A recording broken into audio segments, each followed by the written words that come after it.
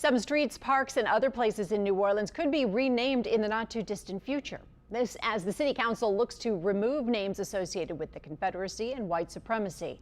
It's an effort that has sparked a lot of debate already. Danny Monteverdi reports. The advisory committee, which has been proposed, will be another useless layer of bureaucracy, and in the end, the council and the mayor will yield to whomever yells the loudest. Release an immediate timeline to remove all symbols to white supremacy, including street names, school names, monuments, and parks. Council members listened for an hour Thursday as drastically diverging public comments were read into the record. The topic was renaming streets, parks, and other places named to honor white supremacists or members of the Confederacy. Some argued the move would slow down work on other issues facing the city, such as drainage or bad streets.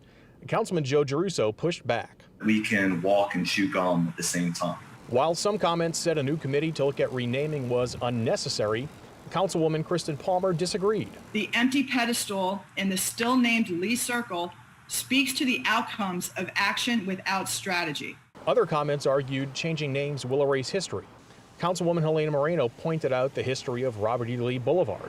Before, it was named for President John Quincy Adams. Removing the Adams name from a street certainly did not erase the fact that Adams was the 6th president of the United States.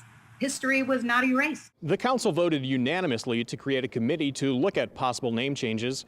Their first report is due in the coming months. Danny Monteverdi, Eyewitness News. Also today, the council took the first official steps to rename Jefferson Davis Parkway in honor of Norman Francis. Francis was president of Xavier for almost 50 years.